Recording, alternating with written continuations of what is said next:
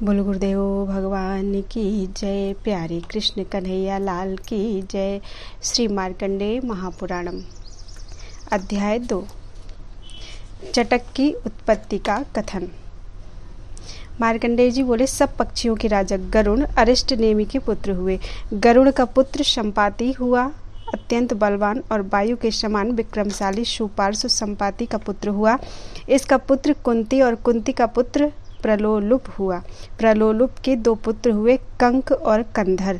कंक ने एक दिन कैलाश पर्वत में जाकर पद्म पत्र के समान विशाल नेत्र वाले कुबेर के अनुचर विद्युद्रूप नामक राक्षस को देखा। यह राक्षस उस समय निर्मल माला और अच्छे वस्त्र धारण किए स्वच्छ शिला पर भारिया के साथ बैठा हुआ मद्यपान कर रहा था। विद्युद्रूप राक्षस कंक को देखते ही अत्यंत क्रोधित होकर कहने लगा, रे पक्षियों में अधम, तू किस लिए यहाँ आया है? मैं स्त्री के संग बैठा हूँ, इस समय किस कारण तू मेरे समीप आया है? क्योंकि रहस्य कार्य में बुद्धिमान पुरुषों को ऐसा आचरण नहीं करना चाहिए। कंक ने कहा, इस पर्वत पर सबका समान अधिकार है। इसमें जिस प्रकार तुम्हारा अधिकार है वैसा ही मेरा है और अन्य जंतुओं का भी उसी प्रकार है। फिर इस विषय में तुमको इतनी ममता क्यों है? मार्कंडेय जी बोले, कंक के इस प्रकार कहने पर उस राक्षस ने अत्यंत क्रोधित होकर खड्ग आघात से उसका सिर काट डाला। सिर काटने के कारण रुधिर के गिरने से अति भयंकर कार्य हुआ। तब कंक विचेतन होकर मर गया। इसके पीछे पक्षियों में श्रेष्ठ कंधर ने कंक को मरा हुआ सुनकर अत्यंत क्रोध सहित विद्युद्रूप राक्षस के मारने की इच्छा की। अनंतर बड़ा भाई कंधर कंक जहाँ मारा गया था कैलाश पर्वत के उसी स्थान में जाकर उसका अंत्येष्टि कर्म किया और विस्फारित नेत्रों से सर्प के समान श्वास लेता हुआ भ्राता का मारने वाला विद्युद्रूप राक्षस जहाँ स्थित था वहाँ गया। उसके गमन समय में पंखों की वायु के वेग से आहत होकर बड़े बड़े पर्वत चलायमान होने लगे और समुद्र का जल इधर उधर बिखरने लगा। कंधर के इस प्रकार एकमात्र पंखों के आश्रय से क्षण मात्र में ही पर्वत पर आक्रमण किया। पक्षी श्रेष्ठ कंधर ने पर्वत के ऊपर पहुंचकर देखा कि निशाचर विद्युद्रूप सुवर्णमय शैया पर बैठा हुआ मद्यपान कर रहा है। उसके मुखमंडल और दोनों नेत्रों ने कुछ लाल वर्ण धारण किया है और उसका मस्तक माला से युक्त सर्वांग हरिचंदन के द्वारा चर्चित और मुखमंडल केतकी पुष्प के गर्भपत्र के समान सफेद दांतों की पंक्ति से शोभायमान हो रहा है। और यह भी देखा कि एक सर्वांग सुंदरी कोकिल कंठी नितंबिनी उसके समीप बैठी है। यही उसकी पत्नी है। कामिनी के दोनों नेत्र बड़े और उसका नाम मदनिका है। इसके उपरांत पक्षियों में श्रेष्ठ कंधर ने अत्यंत क्रोधित होकर पर्वत की कंदरा में बैठे हुए निशाचर को बुलाकर कहा, रे दुष्टात्मन, शीघ्र आकर मुझसे युद्ध कर। जो कि तुमने मदोन्मत्त होकर मेरे बड़े भाई कंक का वध किया है, इस कारण अब तुझको निस्संदेह यमालय भेजूंगा। विश्वासघातकता, स्त्री हत्या और बालकों की हत्या करने वाले पातकी जिन नरकों में जाते हैं, तू भी इस समय मेरे हाथ से मरकर उन्हीं नरकों में जाएगा। मार्कंडेय जी बोले, वह निशाचर विद्युद्रूप पक्षी श्रेष्ठ कंधर के यह वचन अपनी पत्नी के निकट सुन अत्यंत क्रोधित होकर पक्षी से कहने लगा, रे खेचर, तेरे भाई के मारने में मेरा पौरुष ही प्रकाश पाता है, अतएव इस खड्ग से तुझको भी निहत करूंगा। रे पतंग अधम, क्षण काल ठहर, मेरे निकट से जीवित अवस्था में नहीं जा सकेगा। यह कहकर उस राक्षस ने अंजन पुंज के समान कृष्ण वर्ण का निर्मल खड्ग ग्रहण किया। पूर्व काल में जिस प्रकार इंद्र के संग गरुड़ का तुमुल युद्ध हुआ, वैसे ही इस राक्षस के संग पक्षी कंधर का संग्राम होने लगा। अनंतर उस राक्षस ने अत्यंत क्रोध में भरकर अग्नि के समान चमकता हुआ कृष्ण वर्ण खड्ग वेग सहित पक्षी के ऊपर चलाया। पक्षी ने भी वैसे ही पृथ्वी से कुछ कूद कर गरुड़ जिस प्रकार सर्पों को चोंच में पकड़ते हैं, उसी प्रकार उस खड्ग को चोंच में धारण किया।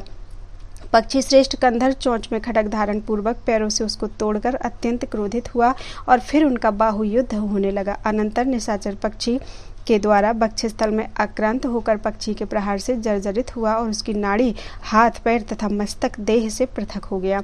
उस राक्षस के मरने पर उसकी पत्नी मदनिका ने भयाकुल चित्त से खगराज की शरणागत होकर कहा, हे महाशय, मैं आपकी भारिया हुई। खगश्रेष्ठ कंधर ने निशाचर को मारकर भ्रातृ भातृवध जनित शोक से निष्कृति लाभ की और मदनिका को संग लेकर अपने घर आया। मेनका की पुत्री निशाचरी मदनिका अपनी इच्छानुसार रूप धारण कर लेती थी। इस कारण कंधर के घर आकर पक्षी रूप अवलंबन किया। इसी पक्षिणी के उदर से दुर्वासा मुनि की सापानल से युक्त बपू अप्सरा ने जन्म ग्रहण किया। खगपति कंधर ने उसका नाम तार्क्षी रखा। हे द्विजसत्तम, मंदपाल नामक ब्राह्मण के 4 पुत्र थे। उनमें बड़े का नाम जितारी और छोटे का नाम द्रोण था। वह सब अत्यंत बुद्धिमान थे। उनमें वेद वेदांग का तत्व जानने वाले धर्मात्मा द्रोण के संग खगराज कंधर की अनुमति से उस सर्वांग सुंदरी तार्क्षी का विवाह कर दिया गया था। अनंतर कुछ दिन बीतने पर उस तार्क्षी को गर्भ रहा। गर्भधारण के दिन से 7 पक्ष बीतने पर तार्क्षी कुरुक्षेत्र में गई। उस समय कौरव पांडवों का दारुण युद्ध हो रहा था, किंतु जो अवश्य होने वाली बात है उसको कोई खंडित नहीं कर सकता। इसी से तार्क्षी उस युद्ध स्थल में गई। पक्षिणी ने वहां पहुंचकर देखा कि प्रत्य और अर्जुन तुमुल संग्राम कर रहे हैं। उनके निरंतर छूटते हुए बाणों से आकाशमंडल टीडी के समान व्याप्त हुआ है। इधर पार्थ के धनुष से छूटे हुए बेग सहित एक बाण ने आकर तार्क्षी के जठर की त्वक यानी खाल बेंध डाली। पक्षिणी की कुक्ष विदीर्ण होने पर चंद्रमा के समान श्वेत वर्ण के 4 अंडे अत्यंत ऊंचे स्थान से गिरकर भी आयुकाल विशेष विद्यमान होने के कारण रुई के समान भूमि में गिरे। इसी समय में भगदत्त के सुप्रतीक नामक गजराज का महाप्रयाण गलघंटा बाण से छिन्न भिन्न होकर गिरा। यद्यपि दोनों एक ही समय में पृथ्वी पर प्राप्त हुए, किंतु घंटा इस प्रकार गिरा कि उस मांसपिंड के उपस्थित सब अंडों के चारों ओर भलीभांति ढक्कन के समान हो गया। नरपति श्रेष्ठ भगदत्त के उस युद्ध में मारे जाने पर भी कौरव और पांडवों की सेना का बहुत दिनों तक युद्ध हुआ।